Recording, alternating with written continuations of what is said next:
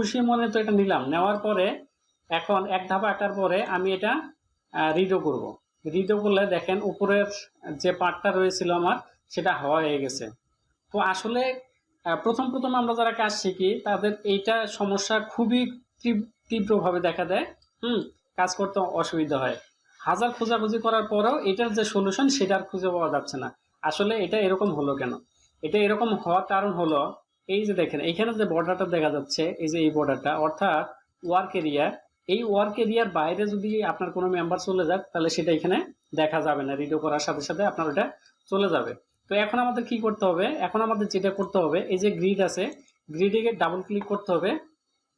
Double click করার পরে এখানে দেখেন এই যে জেড ডিরেকশনে এখানে মাত্র 5 মিটার পর্যন্ত আমাদের দেওয়া আছে, বিধায় 5 মিটার পর্যন্ত যা আছে সেটি শুধু আপনাকে দেখাচ্ছে, বাকিগুলো কিন্তু দেখাচ্ছে না।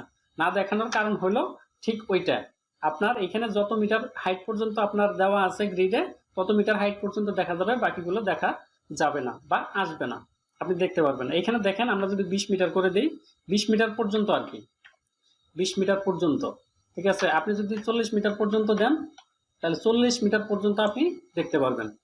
এই যে fit work area inter model, এটা করতে হবে। এটা করার সাথে সাথে দেখেন এই যে বক্সের ভিতরে যা কিছু আছে সবকিছু দেখা যাবে। আমরা আগে যে মডেল করছিলাম দেখেন ওইগুলো কিন্তু এখন এখানে দেখা যাচ্ছে।